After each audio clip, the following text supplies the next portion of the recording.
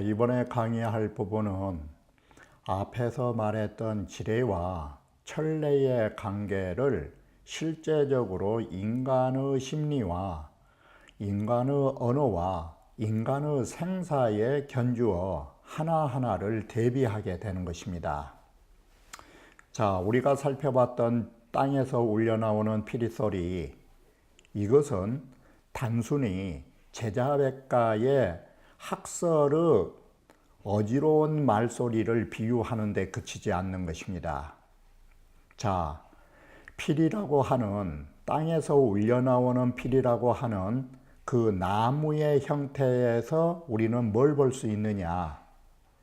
크고 작은 나무에 구멍이 뚫어져 있고 거기에서 크고 작은 소리가 나오는 것이고, 바람이 부는 데 따라서 또 각기 다른 현상이 나타난다라고 하는 것은 곧 뭘 비유하고 있었느냐? 이 세상에 존재하는 모든 변화를 대변하고 있는 것입니다. 그래서 땅에서 울려나오는 나무 소리, 그것은 단순히 제자백가들의 학설이 어지럽게 울려나온 것을 비유하는 데 그치지 않은 것입니다. 바람이 일어났다 바람이 사라지듯이 사람의 심리 역시도 이런 생각이 일어났다 다시 저런 생각으로 변화하는 것이고, 우리의 삶도 마찬가지인 것입니다. 바람 불면 소리 났다 바람이 스쳐 지나가면 소리가 사라지는 것처럼 사람 역시도 생명 또한 그러한 것입니다. 불었다가 사라지는 바람처럼 인간의 목숨도 또한 그러한 것입니다. 그러하기 때문에 이 재물론에서는 바람 소리를 단순한 어떤 하나에 국한지어서는 안 된다라는 것입니다. 이러기 때문에 재물론에서는 사람들의 시비와 잘잘못과 크고 적은 존재와 생사와 심지어는 꿈이며 꿈속이며 또는 잠을 깬 것이며, 이러한 모든 현상은 뭐에 견주어 볼 수 있느냐? 바로 땅에서 울려나오는 바람 소리와 같은 구조임을 말해주고 있는 것입니다. 바로 여기 속에는 그러한 현상을 만들어주는 참다운 주제자가 있다라는 것을 반드시 설파하게 된 것입니다. 그 참다운 주제자는 내면에 존재함과 동시에 어떤 특성을 가지고 있느냐? 현상의 각가지 차별을 하나로 통일시키는 데 목적을 두고 있는 것입니다. 바로 지뢰가 땅에서 울려나오는 나무 바람소리가 수없는 천차만별이라면 천래는 뭐냐?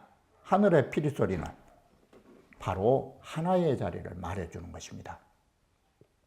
이와 같이 인간 심리도 수많은 각가지의 인간 감정을 가지고 있지만, 결국은 수많은 인간의 감정들이 어디서 나왔느냐?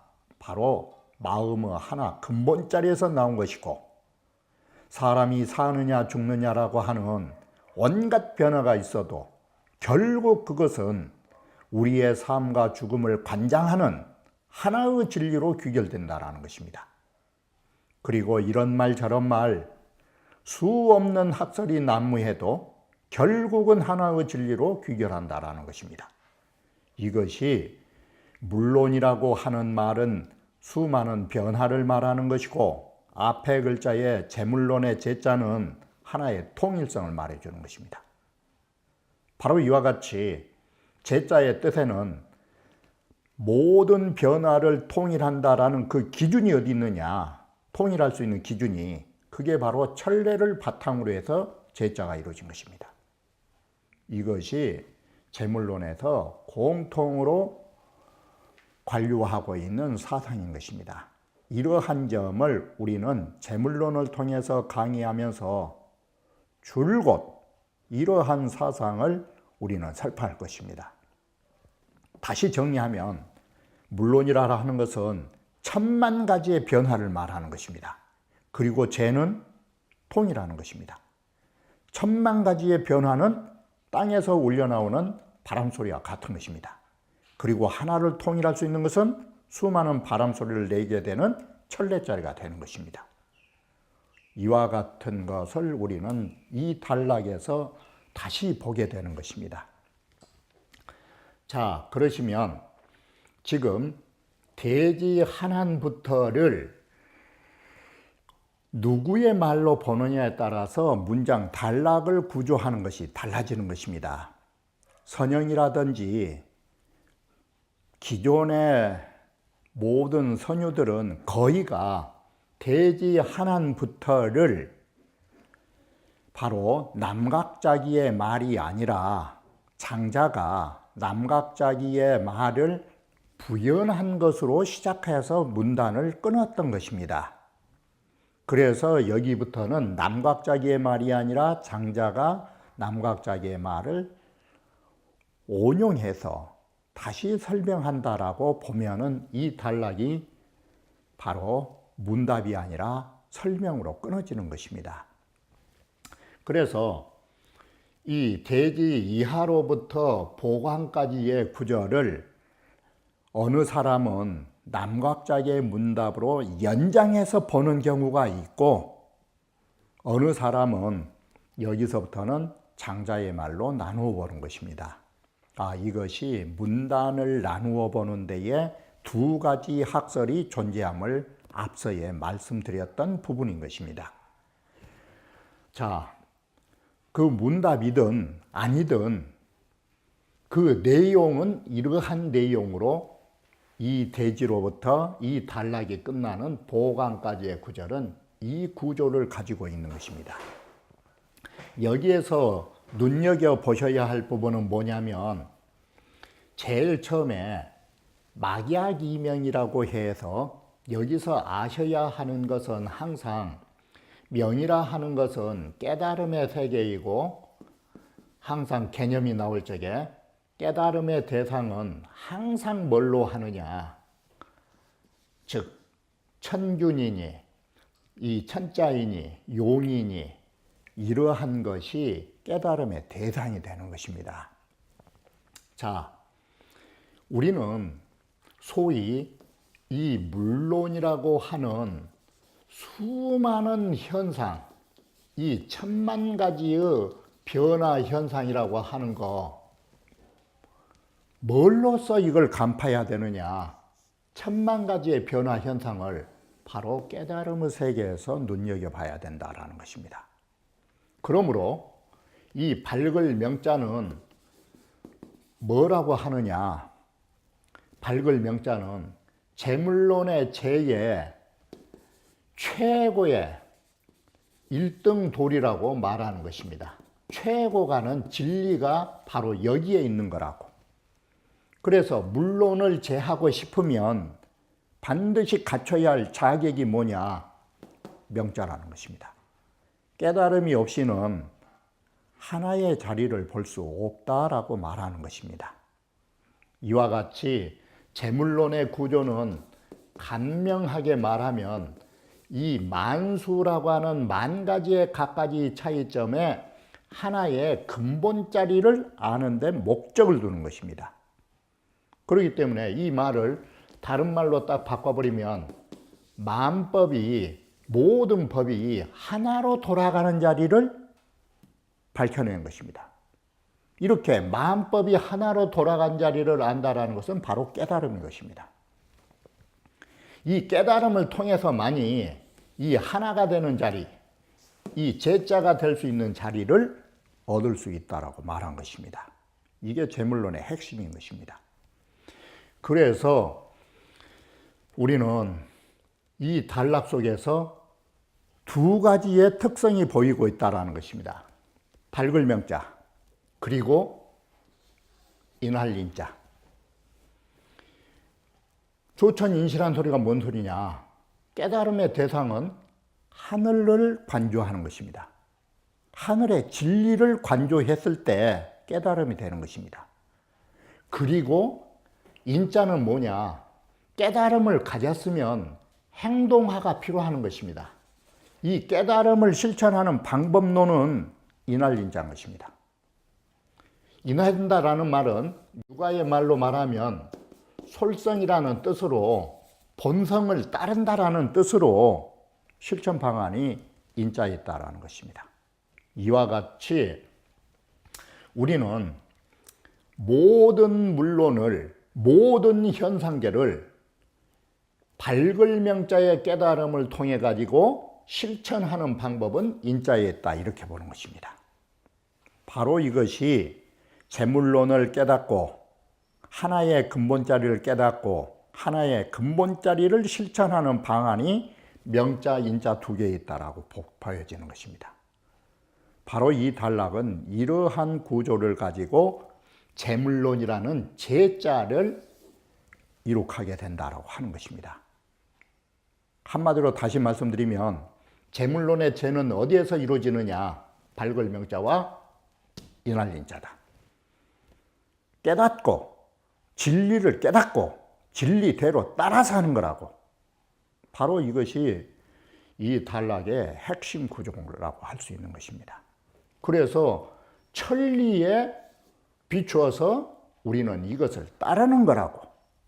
그 두 번째도 이 하늘천자를 다른 글자로 말하면 뭐라고 되냐? 도추, 도의 중추, 도의 하나자리, 이걸 밝혀야 되는 거라고. 바로 밝음의 대상은 도추를 깨달아야 된다, 이 소리예요. 그래가지고 다시 뭐가 있느냐? 우용인시라. 우리는 쓸 용자, 이 연이 보통으로 쓰는 이 무용지 용에 붙여가지고 우리는 따르는 것이다. 이 우용에 관한 부분은 해당 부분에서 다시 말씀드릴 것이고, 자, 그리고 우리는 도추자리가 뭘로 나오느냐? 하늘의 가장 규평한 자리, 이쪽에도 치우치지 않고 저쪽에도 치우치지 않는 가장 규평한 자리가 천균자리다. 바로 그걸 따른다. 이러면 시비도 없어질 것이고 작고 큰 것도 없어질 것이고 피하도 없어질 것이고, 이 균자가 균등한 자리, 피도 아도 아닌 자리, 적은 것도 큰 것도 아닌 자리, 가볍고 무거운 것도 아닌 자리, 바로 이 자리를 우리는 따르는 것이다. 우용인시는 또다시 그 말이 반복되고, 다시 무적인시, 다른 데를 갈 것 없이 여기를 따라야 되는 거라고. 그리고 이 단락은 막약이명으로 시작해서 다시 막약이명으로 끝난다라는 거. 바로 이와 같이 지금으로부터 읽는 보광까지의 긴 문장은 이러한 8단락의 단락이 아니라 8가지의 요지로 집약할 수 있는데, 8가지의 요지는 밝을 명자와 인할 인자다. 이것이 재물론의 제의 첫째가는 도리이자, 실천은 뭐라고 하느냐? 예전 사람들은, 우리는 오늘날에는 실천이요 행동이라 하는데 예전 사람들은 그것을 공부라고 말했던 것입니다. 바꿔 말하면 예전 사람들이 말하는 공부는 곧 수행인 것입니다. 바로 깨달음을 통해서 인이라고 하는 수행 방법을 통해서 모든 만물의 변화를 하나로 귀결시킨다. 다시 말하면 만수의 일본처를 찾아가는 것이고, 불교의 용어로 빌리면 만법 귀일처로 넘어가는 거라고. 이것이 재물론의 요지라고 하는 것입니다. 그러면 이 지례와 천례를 이어서 이번에는 뭘로 나가게 되느냐? 자, 앞에서 말했던 이 지례라고 하는 거, 땅에서 울려나오는 소리, 이것은 자연계를 말해주는 것입니다. 그러면 인간의 주관세계로 오면 어떤 것들이 있느냐? 자, 백가쟁명과 앞으로 제자백가가 앞다투어 학설을 부르짖는 것과 모든 수많은 사람들이 고달프게 살아가는 모습들을 지뢰로 현상을 말하게 되는 것입니다. 자, 이렇게 해서 세인의 고달픔 3인데 이 아래에는 왜 사람이 그렇게 고달프냐, 왜 사람들은 그렇게 고달프고 왜 사람들은 그렇게 숱한 말들이 나오느냐, 그게 다른 데서 나온 게 아니다. 인심의 변태에서 나온 것이다. 사람 마음의 각기 다른 모습에서. 그래서 이 인심이, 사람의 마음이 얼마만큼 다양한 모습을 가지고 있는가가 위에서 상문에서 말한 바람 부는 나무에 소리가 나타나는 그런 뜻과 같은 의미라고 하는 것을 여기에서 쓰게 된다라는 것입니다. 바꿔 말하면 풍목 형성이 뭐냐? 나무에 바람이 불어가지고 소리가 나타난다라는 것은 지뢰를 말하는 것입니다. 나무에 바람이 불므로써 수많은 소리가 울려나온 것이나 사람들이 이런 일 저런 일을 겪으면서 수많은 사람들의 생각들이 각기 다르고 살아가는 모습이 각기 다름에 따라서 우리는 고달픈 삶을 살기도 하고 제자백가의 시비가 일어나기도 하는 것입니다. 이것이 바로 땅에서 울려나오는 바람 소리하고 뭐가 다르냐 이 소리인 것입니다. 이게. 자, 그러면 인심의 변태부터 이제 말하게 되는데 사람 마음은 어디서부터 움직이느냐? 알지자. 그리고 말하는 것. 사람은 지각 능력을 가지게 되고 지각 능력에 따라서 사람은 거기에 맞는 말을 하는 것입니다. 그래서 자, 나무의 구멍이 크고 작은 것이 있듯이 인간의 지혜 구멍에도 큰 구멍, 작은 구멍이 있고 큰 구멍에서 큰 바람 소리 나오듯이 큰 지혜를 가지면 큰 소리를 할 것이요 작은 지혜를 가지면 작은 소리를 할 거라고. 바로 이것이 나무의 형태에 따라서 각기 다른 바람 소리가 울려 나오는 것처럼 사람 역시도 마찬가지다.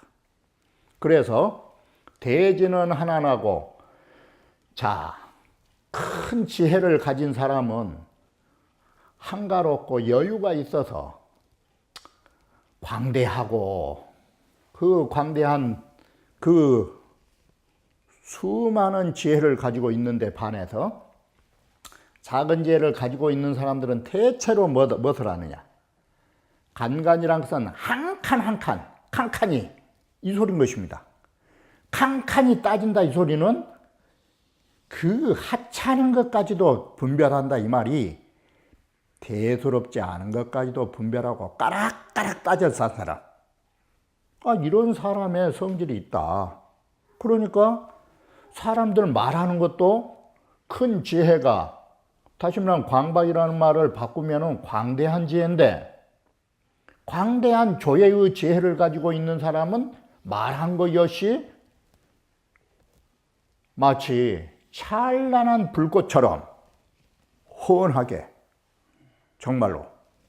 그런데 작은 지혜를 가지고 작은 말을 한 사람들은 뭐 어떨까? 까락까락 따져 싸니까. 자, 이 말이 뭔 소리냐? 거듭거듭 말한다는 소리가, 이 거듭거듭 말한다는 소리가 좋게 말하면 중복해서 또 말하고 또 말하지만, 이것을 조금 시쳇말로 비하해서 말하면 이 섬섬이라는 말이 뭔 말이 되느냐? 거듭한다는 말이 잔소리인 것입니다. 잔소리가 많다고, 이게. 자, 이렇게 해서 사람의 그 심리가 다 사람마다 다른 데 따라서 이런 양상이 달리 나타나는 것이고, 그리고 자, 또 사람의 지혜와 말만 그런 게 아니라 사람이 살아가는 모습을 우리가 가만히 보면 어떤 심리가 나오느냐. 기매야에 혼교하고 그 잠을 잘 적에는 조용히 잠을 자면 좋은데 꿈속에서도 이 혼이 다른 생각을 하고 있다는 것은 잠을 자면서도 사람의 정신 넋은 다른 사물을 접촉하면서 무의식 속에서 또 다른 의식 세계를 가지고 있다 이 소리예요. 혼이 어떤 다른 일과 교차를 하고 기교야에 잠을 깬다면 교고 지각 능력이라면 각으로 읽으니까 잠자고 깨고, 바꿔 말하면 눈 감으면 꿈속에서도 혼이 정신이 가만히 있지 않고 눈 뜨면 형체가 열린다 이 말은 우리의 육신의 감각기관이 열려가지고, 바로 이 소리는 뭔 소리냐. 밤이 돼도 낮이 돼도 여접이구가 뭐냐. 사물로 더불어 접촉하면서 거기에 얽혀들게 된다. 그러니까 낮이나 밤이나 조용할 날이 없고 이런 일 저런 일로 휩쓸린다 이 소리예요. 그것이 염을 상접하여 어떤 사물로 더불어 서로 접촉하면서 영구생이라 경영하여 삶을 엮어가고 있다. 그래서 밤낮으로 조용할 날이 없다라는 것이 바람으로 말하려면 이걸 뭐라고 해야 될까? 밤낮으로 바람 잘 날이 없는 거라고. 이와 같이. 자, 이 부분을 열자 모광편에서 근거를 두고 이 글을 장자가 썼는데, 열자 모광편을 뭐 어떻게 글이 있느냐. 교유팔증하고 사람이 눈을 뜨면 8가지의 징후가 있고, 밤이 되면 꿈속에서 8가지의 징후가 있다. 이 징자하고 후자를 합성하면 징후입니다. 이 문장을 호문법으로 나눴으니까 팔증과 육후지, 정확하게 말하면 잠을 깬데 8가지 징후가 있고 꿈속에서는 6가지 징후가 있느니라. 그러면 해의 팔증고, 무엇을 우리가 팔증, 이 말은 낮에 하는 8가지 징후가 뭐냐? 1왈 고요, 2왈 위요, 3왈 득이요, 4왈 상이요, 5왈 예요, 6왈 낙이요, 7왈 생이요, 8왈 사다. 이 문장 구조를 보면 생과 사, 슬픔과 즐거움, 얻은 것과 잃은 것. 그러면 위자가 행하는 거라면 행한 거의 반대가 뭐냐? 멈추는 거예요, 이거. 그러면 이 고자는 옛날 그대로. 그래서 하는 일 그대로 따르는 일. 이렇게 해서 대비법으로 팔증을 쓰고 있어요. 예전 그대로 하던 일 그대로 하는 것, 아니면 새로 일을 만들어내는 것, 얻은 것, 잃은 것, 슬픈 것, 즐거운 것, 살아가는 것, 죽는 것. 이것이 바로 팔증이냐. 그런데 이 팔증은 뭐냐? 바로 우리 육신이 외적 사물을 접촉하는 데에 이러한 것이 나온다. 이것이 우리가 주간에 생활하는 데에 하루의 생활 속에 이러한 것이 나온다. 좋은 일, 나쁜 일, 슬픈 일, 즐거운 일, 하는 일 그대로 예전처럼 하던 일.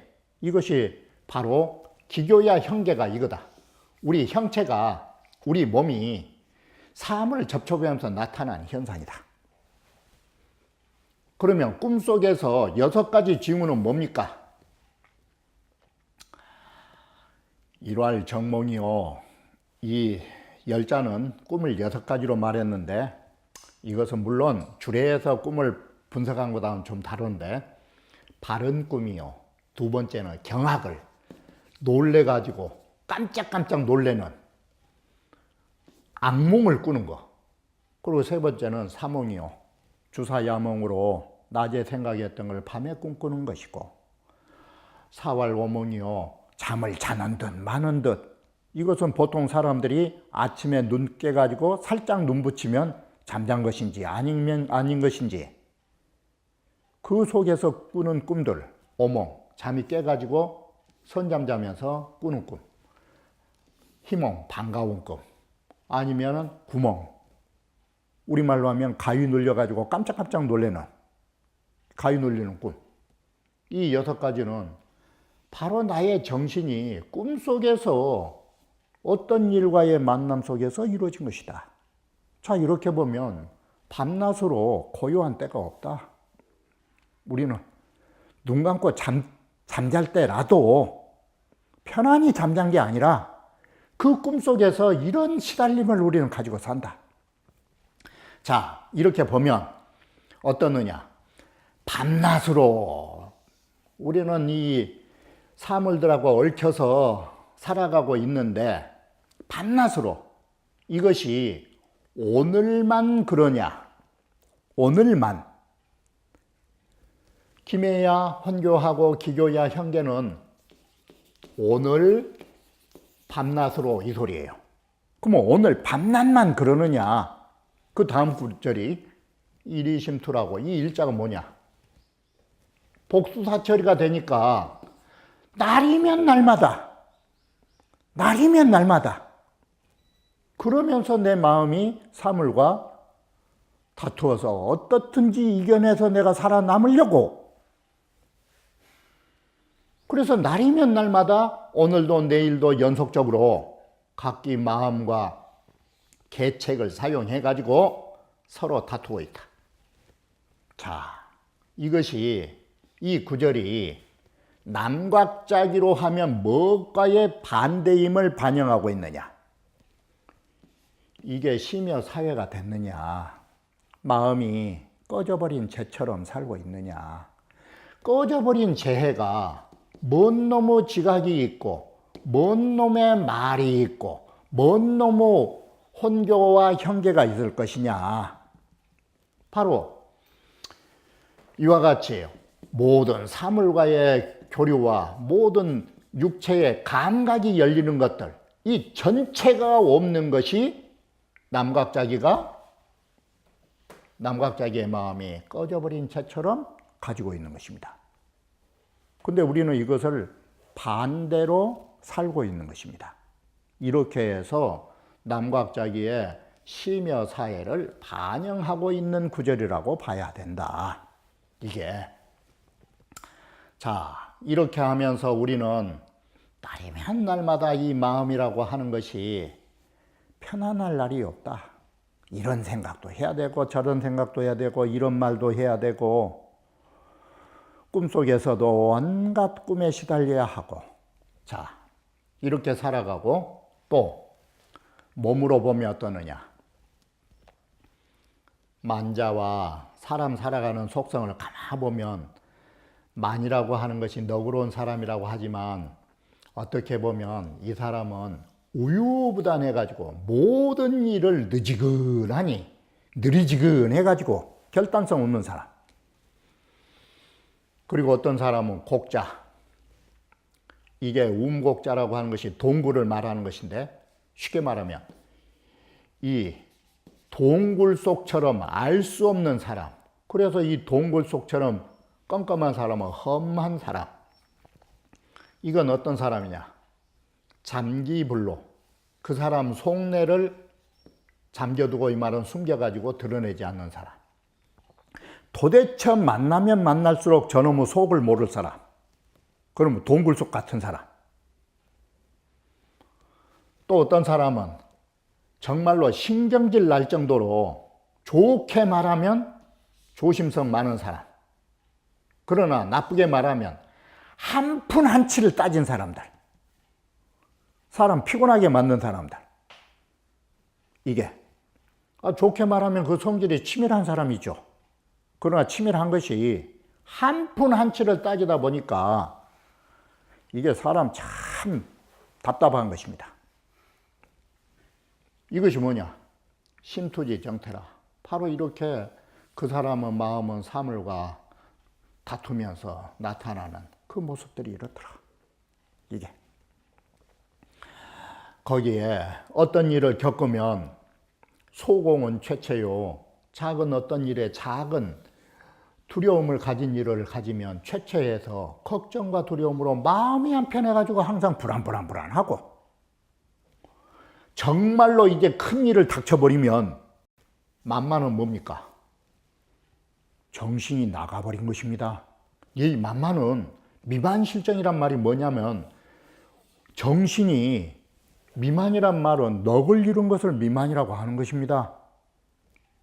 그래서 미만 혼미해서 정신을 잃어버렸다가 되는 것입니다. 우리말로 하면 넋이 나가본 것입니다. 너무나 겁이 나가지고 철푸덕하니 앉아가지고 주저앉아가지고 좀 이런 말하면 좀 추접스러운 이야기지만 오줌을 재리면서 넋 나가버린 사람, 이거 대공만만입니다. 지금 넋이 나가가지고 어떻게 앉아 있는지도 모르고 퍼질러지고 있는 사람. 자, 이렇게 보면 지금 이 우리가 보는 이 글들 여기까지 이렇게 하고도 사람이 편안하다고 할 수 있을까? 이게 안락한 삶이라고 할 수 있을까? 이게. 자, 다시 우리 앞에서 말한 대진이, 소진이, 자, 대언이니 소원이니, 큰 공포니, 작은 공포니, 꿈속에서니, 눈을 떴을 때니, 다 여기까지가 뭐냐? 유형지 루를 야라. 다 이것이 나의 몸이 있기 때문에 이런 누가 이거 누다. 자, 여기서 우리가 눈여겨봐야 할 것은 왜 우리가 남각자기가 이 상아를 하느냐? 왜 아를 버리려고 하느냐? 이걸 버리려는 거예요. 유형의 누가 되는 바로 이러한 지혜니 말이니 공포니 이런 잠자면서도 정신이 가만히 있지 않는 이러한 나를 버리려는 것이에요. 버리는 대상이. 자, 범유형적. 유형이라는 말을 딱 바꾸면 이런 자아를 두고 내가 살면 이건 어떠느냐? 나라고 하는 육신이 있으면 이게 어떠느냐? 육신이 있으면 생로병사가 있을 수밖에 없는 것입니다. 자, 이런 속에서 우리는 늙어가고 이런 속에서 이런 일 때문에 우리는 병들어가고 이런 일 때문에 죽어가는 것입니다. 바로 이러한 형체를 가지고 있다는 것은 이러한 고뇌 속에서 고달픈 삶을 가지고 있기 때문에 생로병사라고 하는 우리의 이 이승의 사바세계에서 조화는 뭡니까? 천지조화는 순환하는 것입니다. 나면 죽고 죽으면 나고 이런 생사의 불임을 당하게 되는 것입니다. 조화의 불임을 당하게 된다. 조화의 불임이라는 것이 다른 게 아닌 것입니다. 태어나면 늙고 늙으면 병들고 병들면 죽는다라는 거, 이게 조화의 순환에 의해서 우리의 신체가 변하고 있는 현황인 것입니다. 여구화적, 이처럼 우리는 조화의 불임을 당해서 늙어가고 병들어가면 여기에는 동지지기가 있다. 동지의 차이점을 가지게 된다. 동하고 멈추고. 자, 이렇게 해서 차소히 미면의 루야라. 이래서 우리의 삶의 루를 면할 수 없어서 살아 생전에는 고달플 것이요 죽어서는 그 넋이 어떻게 될까? 수장, 무연이 사하 불능역화. 그 어느 일이 무연이라는 소리는 곧 뭐가 돼요? 형체가 없으면 남각자기가 말하는 상하가 무형이에요. 이것이 여기에 말한 형체가 없다라는 것은 우리 육신의 형체가 없는 것이 상하다 이 소리예요. 우리 몸을 버려버리면, 바꿔 말하면 생로병사가 주관되어 있는 내 몸을 버려버리면 천지 조화로 하여금 능히 내 몸에 불임을 당하지 않는 것. 다시 말하면 추나추동 사계절의 변화에 의해서 나이가 생로병사라고 하는 그러한 치매를 당하지 않는 것만 같겠느냐고. 바꿔 말하면 남각자기처럼 상하로 하는 것만 같아가지고 생로병사를 초탈한 것만 같겠느냐 이 소리예요. 그런데 이런 경지는 누구만이 가능하냐? 비신이면, 신인의 경지가 아니면, 그러면 남각자기가 상하를 했다는 것은 곧 뭔 경지예요? 신인의 경지라고 본 거예요.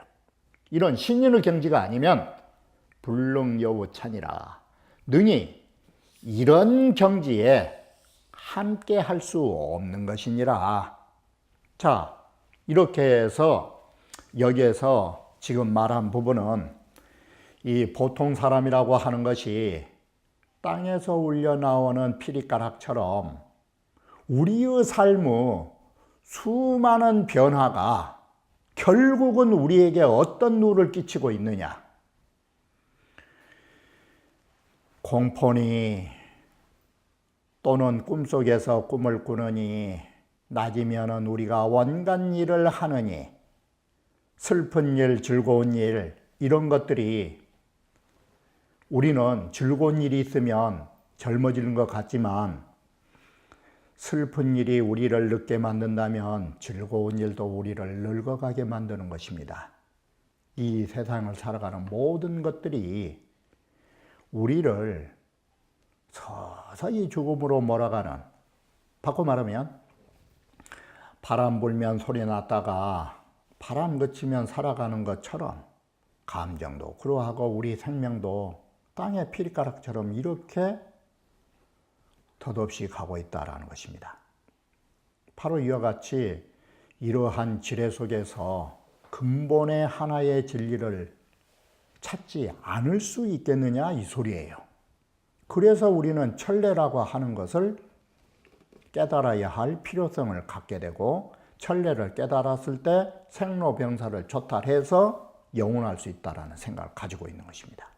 이것이 지금 장자의 생각인데, 바로 천례를 깨닫지 못한 어리석은 중생의 삶이 어떻게 이 세상에서 허우적대고 있는가를 반대로 보여주고 있는 것입니다.